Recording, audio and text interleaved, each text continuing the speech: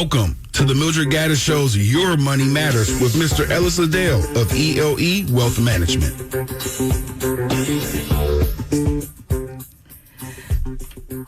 Good morning, Mr. Liddell. Good morning. I been waiting morning. to talk to you? It's so much coming all so fast, it's a bit confusing. Wanted to bother you, but I didn't, about these tariffs. I want you to take a listen to this story. Okay. Because ultimately it does indeed impact Americans, especially auto consumers here in Detroit. Trump signed sweeping tariffs on goods imported from Mexico, Canada, and China, some as high as 25%. And they're likely to have a major impact on what you pay. We have two reports tonight, beginning with Yamiche Alcindor, who is with the president. Yamiche, good evening. These are wide-ranging tariffs. That's right, Jose. The president signed an order to implement 25% tariffs on Mexico and a 10% tariff on China. There's also a 25% tariff on Canada, except for energy products, which have a lower tariff, 10%. The White House says that's to keep costs down for things like oil and gas. This all takes effect on Tuesday. The White House says that this is to help with border security and to stop fentanyl from coming into our country. Now, Canadian Prime Minister Justin Trudeau says Canada will be pushing back forcefully, but Trump officials say that if any country tries to retaliate, the tariffs could be increased. Jose? What does it mean? All right. And you know what? I watched this story closely myself because I wanted to understand it from a macro and a micro level. I understand it on the ground level and high long term. So here's the challenge that we face with Canada and Mexico, as well as China. China is building factories in both Mexico and in Canada to ship those goods to where? To America. Now, ultimately, if China would have decided, you know what, we're going to build two factories in North America and in South America, North and South in the United States, right? Mm-hmm. They would have created 30,000 jobs in the South and 30,000 jobs up north for Americans to buy the same products that they're going to buy from Canada and Mexico. Now, short term, yes, prices will go up. But long term, the United States will get China's attention. And will China build that third factory in one of those two places, next Mexico or Canada, or will they build that factory in the United States? Well, ultimately, it's going to create jobs for Americans if they build a factory here in the United States. So we look at all the things that Amazon has done in terms of factories they bring into major cities. Well, China is trying to follow the Amazon model without building the factories in America. So you say, well, what happens in the next 4 years? Well, in the next 4 years, your prices may go up. But what happens in the next 20 years if your kids don't have a place to go work? If America becomes a tourist capital of the world. In other words, tourism becomes our number one thing. Well, that won't work for America because we're way too big to be a tourist place. Let's just look at what's happening. When you drive through Royal Oak, when you drive through cities here in the Michigan area, because people are working from home and no longer working downtown or to city centers, because that was the whole concept, is to bring people to the city center. When you don't have people come to the city center, you have small businesses starting to close. No one's eating lunch and breakfast on their way to work. Well, now you start having closures. What happens with closures? Your kids don't have a job at McDonald's because no one's stopping there. They don't have a job at Wendy's. They don't have a job at other places, the early entry jobs. So this is bigger than just Canada and Mexico. This is really about Americans having jobs 10 years from now. Now, why do we know that people will buy the cheapest product on the planet? They will buy whatever's cheap because they will line up in lines at Thanksgiving, Black Friday, to buy whatever cheap TV there is on for sale. They don't care who made it, where it was made. If a computer made it, they don't care how it was made. They just want to buy the cheapest set out there. And that's what, as a nation, is trying to figure out, how do I keep my citizens employed? You've got to look long term. You can't plan short term. So yeah, is there a knee-jerk reaction short term? Absolutely. Do people feel good about paying more for car parts? Absolutely. But will you feel better if your grandchildren are going to have a job? Question for you, and I know they're not. First, let me say I know they're not the same. Mm-hmm. I want to be clear on that, okay? 2008, let's go back. Okay. For the last half of the 20th century, I believe, the housing industry carried. Right. The It was economy. such building. Yep. All the Okay. constructions. Now, but we did not see when everything started changing for us, and you could get a great home across the boundary lines for a little money because everything was going crazy with the economy. Right. One thing I don't remember seeing was eggs $6 a dozen, $5.42. Last Saturday, I was looking for some eggs, and I said, I'm not paying $6. I'm not paying $6. So I went around to various stores, and I got to this one store, and this lady said, I said, I came to get a dozen eggs.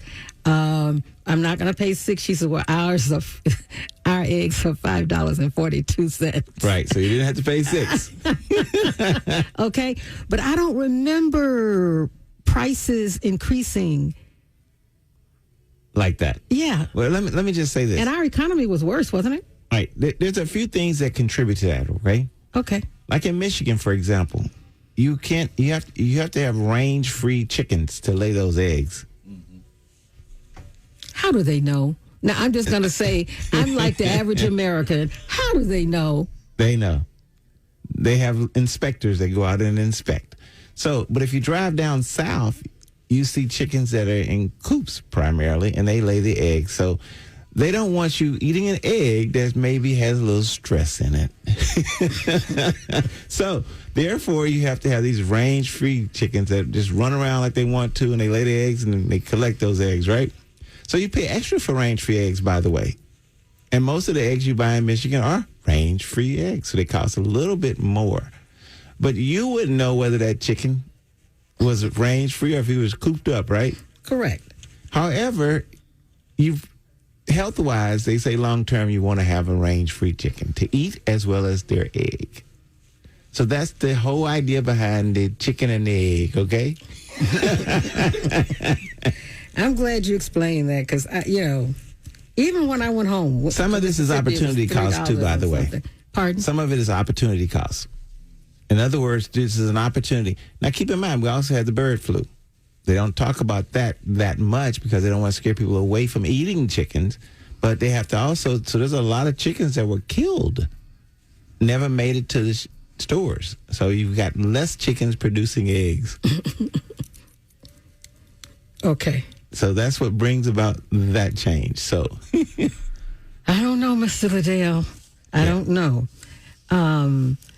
As we listen to the president, he stays true to form.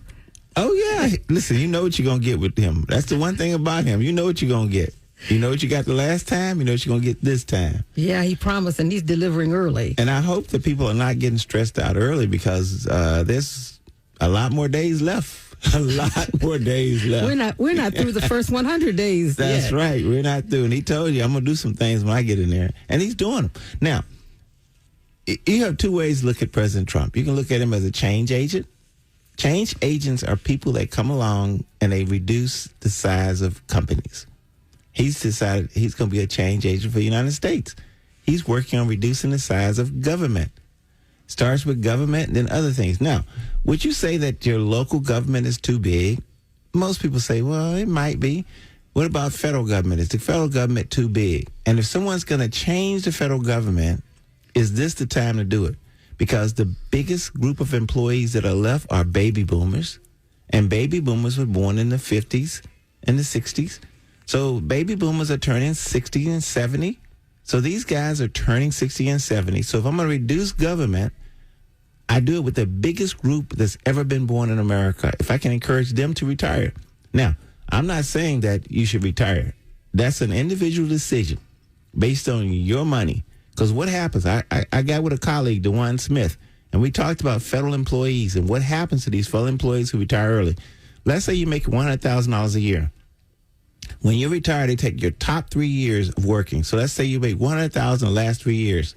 Your retirement pension is going to be 67% of that 100. No, I'm sorry. You're going to lose 67% of that 100,000, which means you're going to bring home $33,000. So you got $33,000 coming from pension.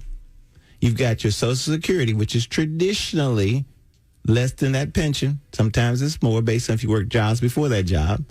So all of a sudden you go from making $100,000 a year to maybe making $60,000 a year. Now, if you've been living on $100,000, 60 won't do. So you're not taking a buyout package from the federal government. You're going to stay there till September and find out what happens. They're going to fire you. They're going to fire you. Now, what's the rippling effect? Keep in mind the brain drain that occurs when you lay off a lot of people, no matter what, whether it's government or whether it's a factory. There's a brain drain because most of the people who know the most about work are your older employees. They know how to make it simple. So you lose that brain drain. It makes it harder for efficiency. Now, let's just break that down to Social Security. If I'm just getting ready to apply for my Social Security and I have a special situation, it's not normal. I'm not age 62, 65, 67, or 70. I have a disability retirement.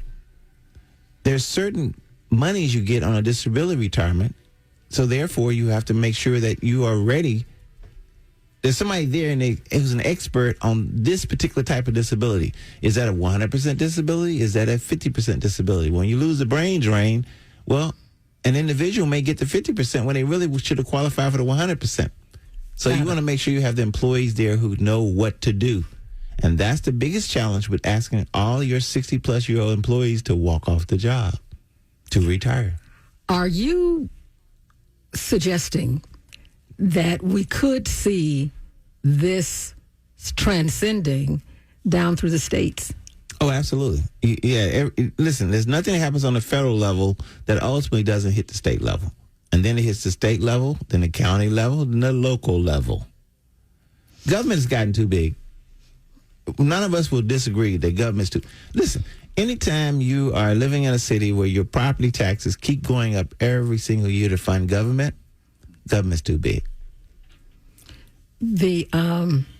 That's interesting because I think if you polled, let's say Detroiters, they will tell you, that City Hall is too big, that people aren't working at a level to deserve the income that they get. They'll tell you that they feel that way because they're frustrated so often with their city services and their county services. Oh, absolutely. And here's the thing. Listen, if you own a business, it's even more difficult because they tell you that from the street inside the sidewalk is your responsibility, even though you use city water, city drain pipes, right? Mm-hmm. But it's your responsibility to fix a problem on the other side of the sidewalk. But on the street side, the city will take care of it. Well, the street side don't have any problems. It's that other side that has the most problems. So there's challenges within the whole city process as to how they collect money from a business owner versus a citizen. And to me, there's a lot of reform that should happen. And that's exactly what's going to happen. When you have a change agent in office, a change agent is going to upset the apple cart. They're going to make people... Unfortunately, nobody wants to live within fear. And what's the best way to live without fear is to make sure you're going to be all right no matter who's in the White House. That's right. Now, most of us don't live lives that allow us to do that. Let me give an example of something that happened this week but here at my office. We had a young lady call, one of these seniors called in. I say seniors, they were in their 60s. Senior. And she called in and she said, Mr. Liddell, I have a tenant. It's a young girl. She's in her 30s. She's got 2 kids. She had a kid when she was like 18, that's getting ready to start college. And I want to help her out. And she got a young kid that's right now is a junior in high school. I said, how do you want to help her out? She said, a house that she's renting from me, I want to sell that house to her. I said, how much is the house? She said, $87,000. I said, okay, let's figure out how to do this. How much does the girl pay in rent? And she said, well, she pays $1,200 a month for rent. I said, okay. So we ran the numbers. We could get her a 4.99% mortgage. We could get her payment down to $687. So the young lady went to the young girl and she said, here's a proposal. You can get the house for less. You're going to pay less money for taxes and insurance. And the girl went and talked to her friends and said, I don't want to buy the place. I just want to rent. So our people perish for what? Lack of knowledge. Lack of knowledge and understanding of that knowledge. So in spite of her being able to drop her payment from $1,200 down to $687, she said no. Now, at that point, she qualified for credit. She did the biggest mistake every person wanting to get a mortgage makes. She went and closed down accounts and She did worse than that. She went and bought a car. Oh, no. She bought a Honda Accord, used, $900 a month. So she bought a car that's more expensive than what her house payment would have been. Why would you do that? Because people see your car. They don't see your house. She didn't hesitate to buy the car, but she hesitated to buy a house, which is going to grow in value. Now, what's the biggest challenge in America between white households and black households? The average net worth in a black household in America is between $10,000 and $20,000. No. Yes, that's the average net worth. Now, I didn't say income. I said net worth. I didn't say savings. I said net worth. And the average net worth in a white community is $100,000 to $200,000. And the biggest difference is home ownership. Having a home would have made the difference for this young lady because it would immediately increase her net worth over the next 10 years. Did you talk to her? I called her up and I asked her, what can I tell you to make this comfortable? And I talked to her and now, after she bought that Honda Accord, you were done. Her debt to income ratios were totally off. She was 105. In other words, she was 5% over the income she makes just because she bought that car. Now, if you buy the house first, you can go buy the car. But after you buy the car first, you can't buy the house. So after talking to her, explaining to her this was a good deal, she said, well, can I change my mind? My mother said she'll help me with the down payment. I said, it's too late. Call me this time next year. Because you've got to get some other debts paid down now because you can't get rid of that car. You got the car for another 5 years. $900 a month. $900. Did she have a low credit score? It was low, but it would have qualified $650. But it qualified for a mortgage. And what year is the car? It's a 4-year-old car. But she bought it at one of those buy here, pay here lots. Oh. And therefore, she paid more than the car was worth. That's a lot of people do things backwards, unfortunately. So now that she has that card, has that obligation, in spite of her mother saying, I'll help you with the down payment, we can't help her credit-wise because her debt-to-income ratios are off. Got it. She owes too much. So now she has to keep paying $1,200 a month. and the car for it. That's right. So now her money's even tighter. Is it in Detroit? Yes. And insurance. It's a bungalow. So it's a nice house. The bungalows, for those who don't know it, are 2 bedrooms downstairs and 1 big loft upstairs, 1 big open area upstairs. So and the price was great. Now the lady selling the house paid $20,000 for it 25 years ago. She would make a profit. The young lady would have an asset that grows. So, but that's the challenge is if people don't know, they don't know. So our job is to educate people and help them to understand you cannot if you plan to buy a house in the next 2 years, don't go buy a car first. Buy the house, then buy the car. I'm stuck on, okay, I'm stuck on the value, the average value. Right, net worth. Net worth. Yeah, 10 times more than the average. The average white family has 10 times more net worth than the average black family. Let me just say this here. A white family who buys a trailer to live in, the trailer actually has some value versus renting. You have no value in renting. You have some value in the trailer. We may talk about trailer parks, but they actually have some value. Let me take you back 20 years.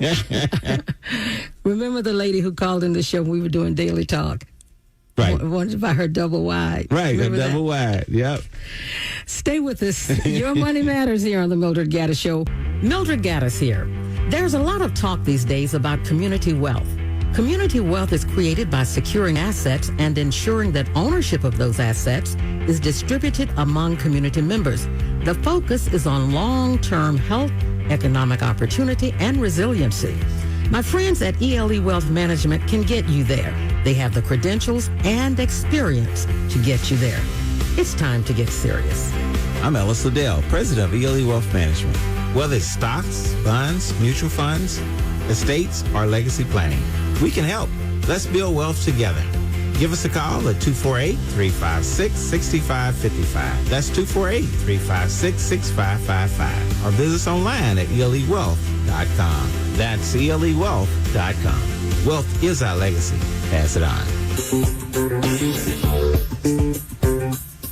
Welcome back to the Mildred Gaddis Show. Thank you so much.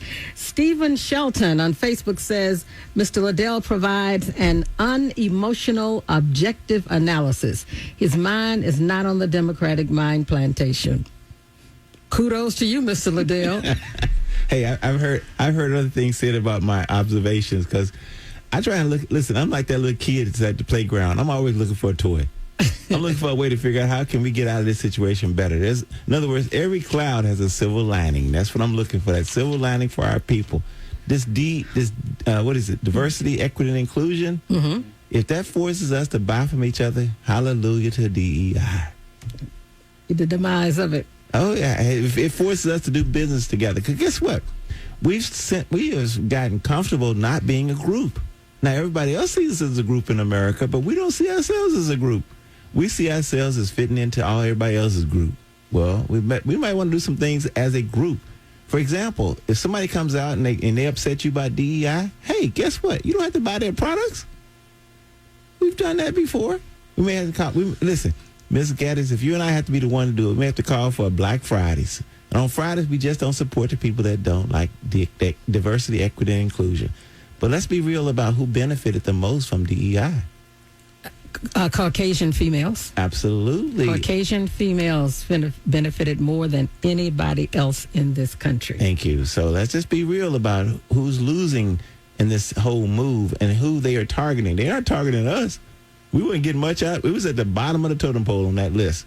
So just be sure. All right, Ms. Gaddis, back to you. We've got Margaret on the line with the money question. Hi, Margaret. Hi, Queen and Mr. Liddell. Thank you. Good morning. Good morning, Mr. Liddell. You're brilliant. You took care of my mother's finances. She's deceased now, Annie Marie Lewis. Oh yeah, thank you for that. I have a couple of things I want to say. Can you borrow money on land? I have some land out in Belleville, but I'd like to borrow money on it to maybe build something, even if it's just one of those shipping containers. Put some of those out there. All right. So you have. So let me just. I'm going to rearrange your question. Okay. Can I get money on land if I intend to build on it? And the answer is yes. You can get a loan based on the fact that you're proposed putting something there that can continue to make money. You can do that. So, but if you just want to borrow against raw land that's just sitting there, it's harder to do. Doesn't mean you can't. It's harder to do that. But if you have a project to put on that land, there's loans out there for that project. Well, should I come see you about something like that, or you can give us a call? Yep, we'll direct you. Give us a call and we'll direct you in the right direction.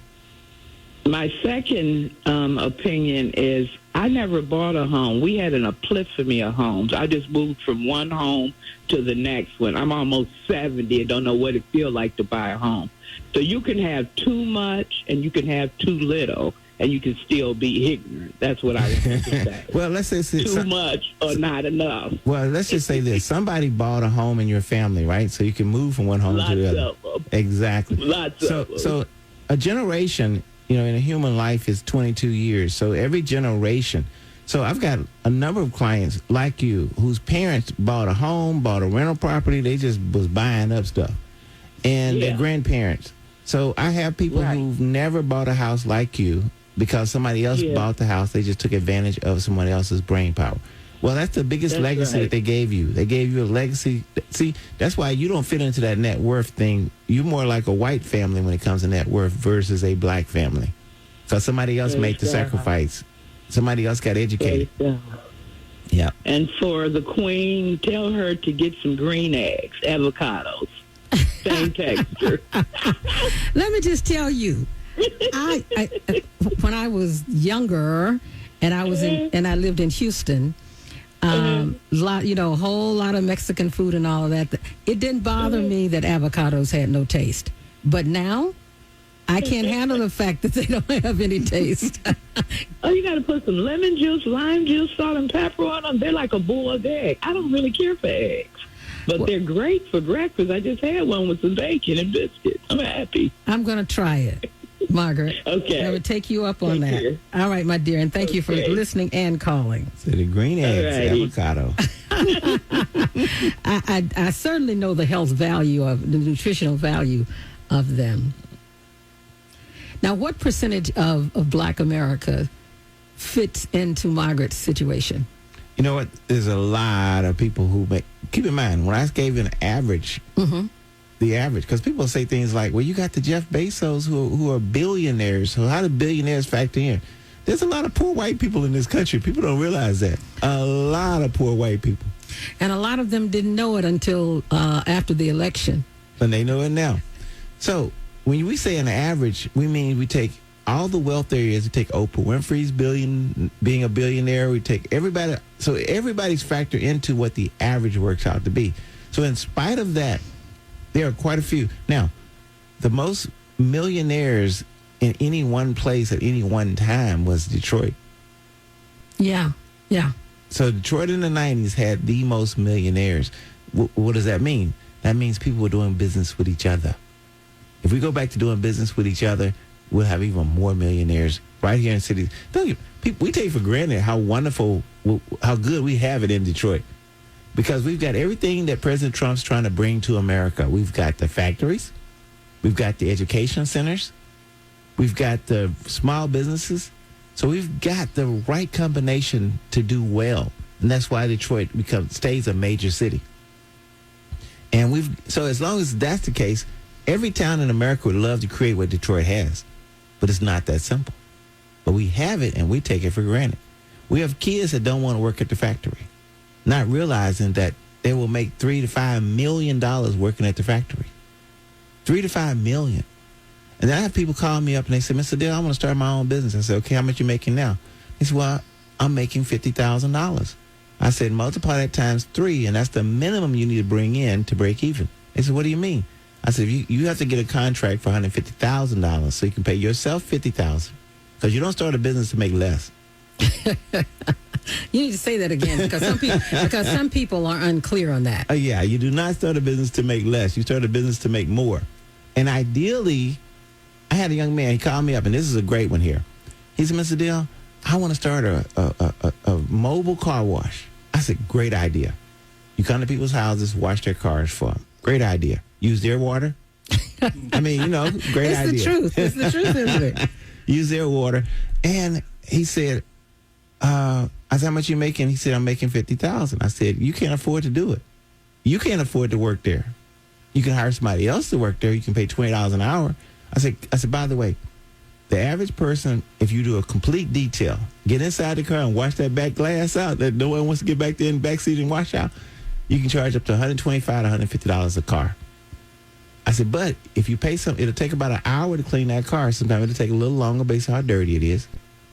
And if it's a first-time car wash, first time they got it mobile detail, you charge them an upcharge because it's never been done. You look in the car and say, oh, we got to charge extra for this one. They'll pay it because they don't want to do it. So at $150, if it takes 2 hours and you hire high school students, college students, and you pay them $20 an hour, the most you spent was $40 to make $150 or to make $120.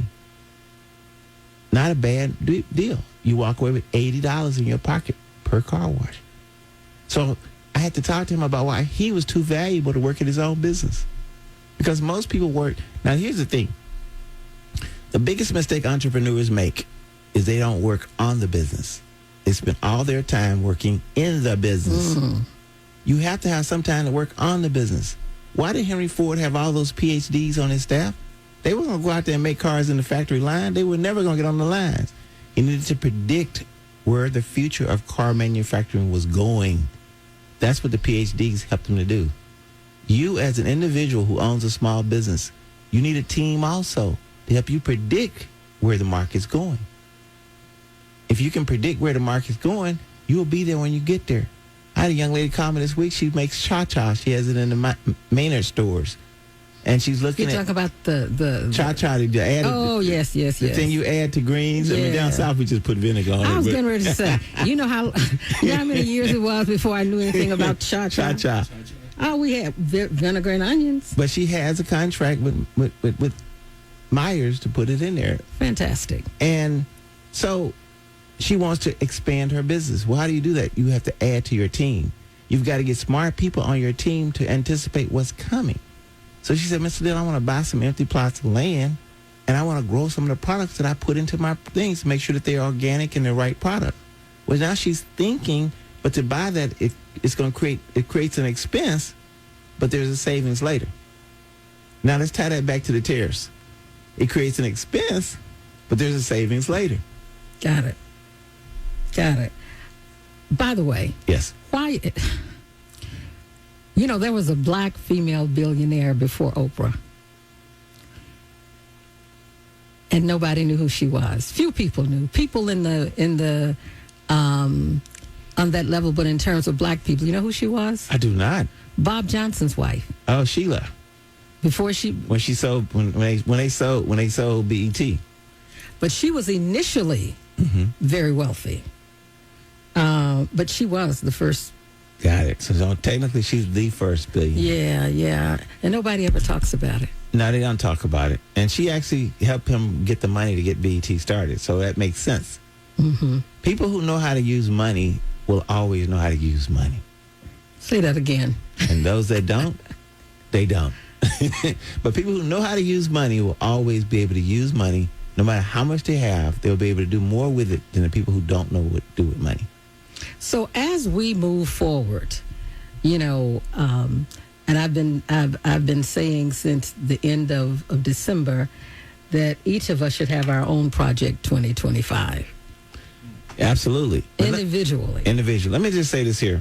For those out there who haven't started saving, who want to start saving, if you're 50 years old, you have the most money you're probably going to have in a long time. If you just commit to saving, I'm gonna start with the $100 a month person. If you save $100 a month for 10 years at 10%, you will have $9,720. So you will create some wealth. But if you save $1,000 a month, you'll have $972,000 at the same 10%. So in 10 years from today, the person who commits to saving that amount of money, now, do you have to call somebody like us, financial advisor, to figure out where to put that money to get the 10%? Absolutely. It helps because we know where the money's at. So, but it's just amazing how if you commit to something, how it will work. That example I gave about the young lady in the house, if that young lady got an increase at work and chose to keep paying that same $1,200 a month instead of that $687, she'll pay for the house in 7.2 years.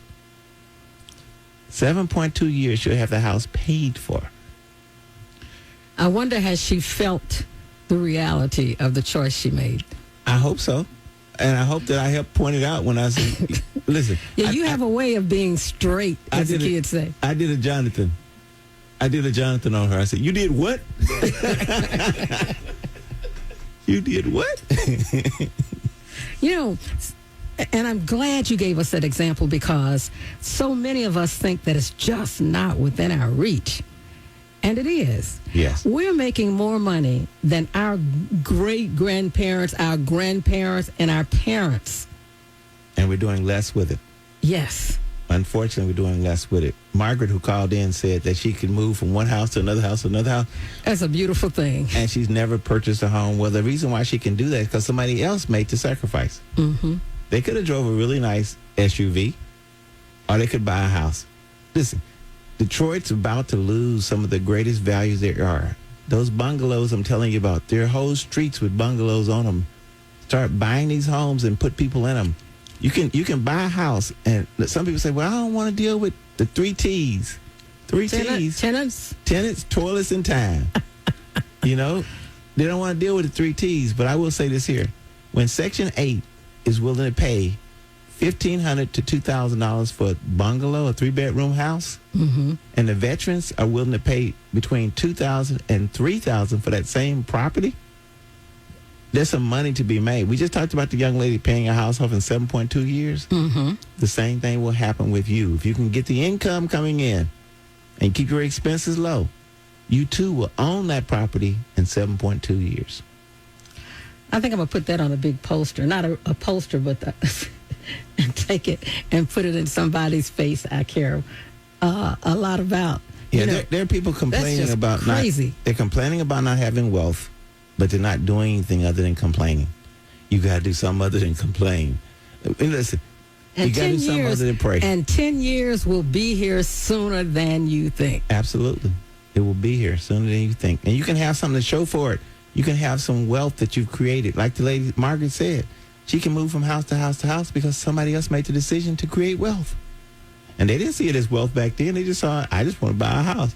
Or our neighbor was moving, and the neighbor said, you can buy this house for me. I just want to, listen, I had a call the other day. Somebody said, Mr. Dale, my neighbor said they're moving it, and they want to sell their house for $50,000. It's owed on it. I said, well, let's look up the house and see what the value is. We looked it up. The value was $150,000. I said, buy it. Neighbor wanted to sell it for how much? Just for what was owed on it, which was $50,000. Really? They just wanted to get off from under that debt. They didn't care about a profit. They just wanted to get off from under the debt. That happens every single day.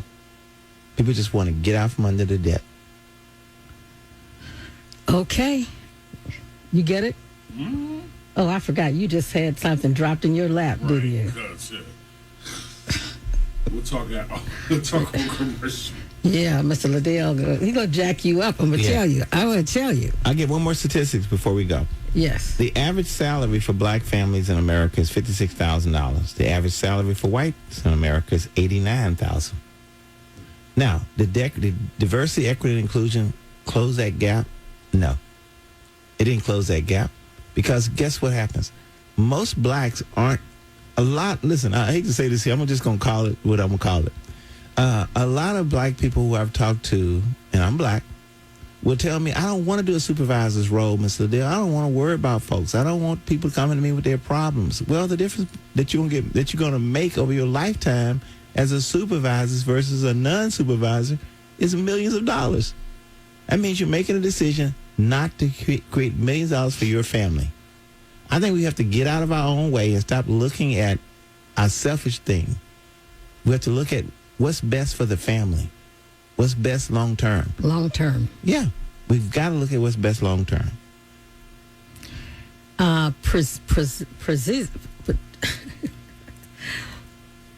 Patricia, Patrizia, says Mr. Liddell changed the language from saving to investing.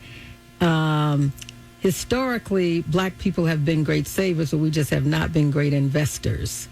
Savings is emergency and investing is for the future. Absolutely. She said it properly. You're right. And you and I, listen, I talked about debt last week just for a minute, only because there are people out there with high credit card debt that need some relief. Well, home equity lines of credit is the relief that you need. But for the most part, you and I have to focus on investing because people need to know how to invest. There are things called mutual funds. And at our next webinar, we're going to talk about stocks and what makes the stocks and how does mutual funds work and the whole thing about investing. We're going to talk about that because people, if you don't know, you just don't know. Correct. And you can go to YouTube and not know. You can ask AI, but keep in mind, AI is just 2 years old. It's doing well for 2 years old, but it's not the end all. So AI will not give you exactly what you need. Not yet. Give AI time to get to be 5 years old. It's going to be troublesome then. All right. What's the call to action today, Mr. Liddell? We've got to look at the news and stop letting it determine how our emotional character is going to be today based on what we saw in the news. We've got to look at this whole situation that we find ourselves in. Nothing we can do about it. Our president is our president. We got to do what we can to make sure that we come out of this 4 years better off. And if you're a federal employee listening today and you've been asked to quit your job, but you're not ready, don't quit just because there's pressure. You only retire when you're ready. Will that option be there? You may have to find another job. If you get fired. But my key point is don't quit. Let them fire you. Okay. If you're not ready. I get that. I just want to make sure that I was clear. And look for something between now and September, okay? All right, Mr. Liddell, thank you so much. You've been listening to Your Money Matters on the Mildred Gaddis Show with Mr. Ellis Liddell of ELE Wealth Management.